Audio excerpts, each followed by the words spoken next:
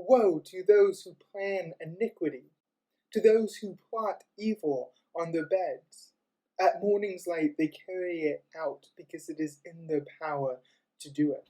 The book of Micah alternates between sections of judgment and sections of salvation. Micah's intent was to call the people out of the sinful ways so that they would avoid the worst of God's judgment.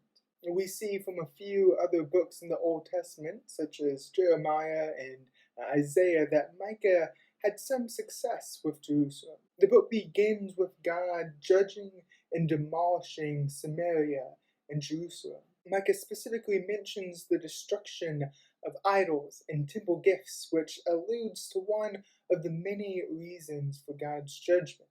The Israelites have been unfaithful to God.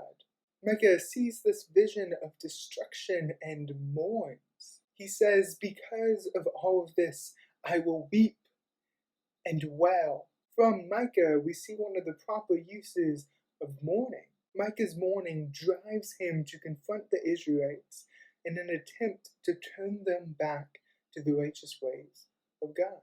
The false prophets try to stop Micah from doing this. They tell him, do not prophesy about these things.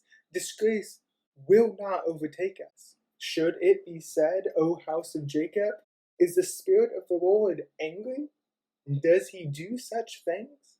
The Israelites had begun to believe that how they lived doesn't matter. They believed that since they were the chosen people of God, they would only receive blessings from God, not punishments. But Micah tells them that they have become like enemies to God because of how they have chosen to live.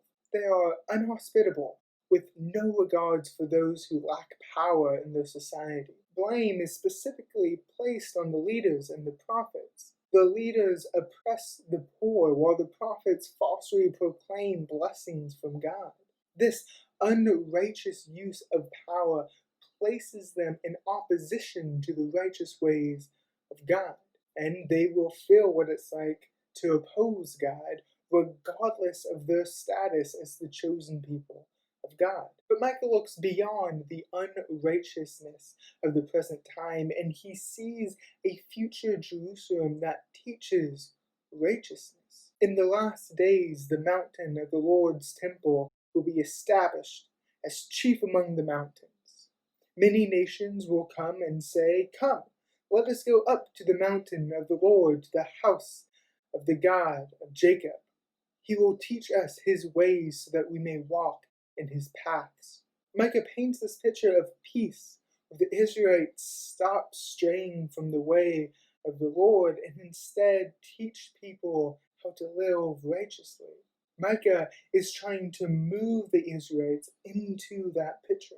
He calls them to remember who they are. Their identity is found in God, who delivered them from Egypt and saved them from oppression.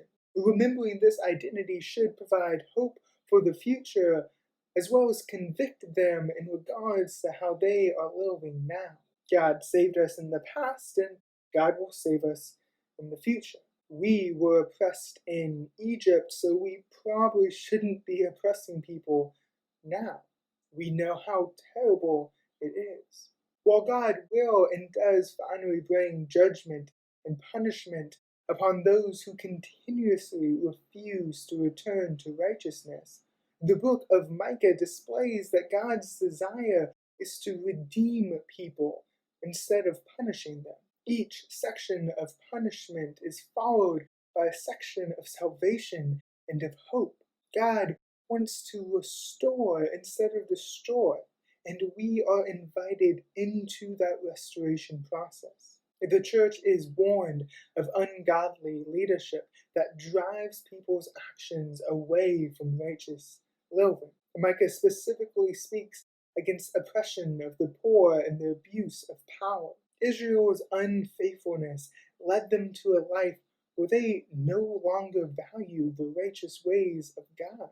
They no longer valued mercy. They no longer valued justice. All they came to care about was themselves.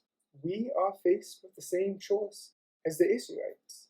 Do we seek a life that is only focused on building ourselves up, that will eventually put us in opposition with God and lead to our destruction?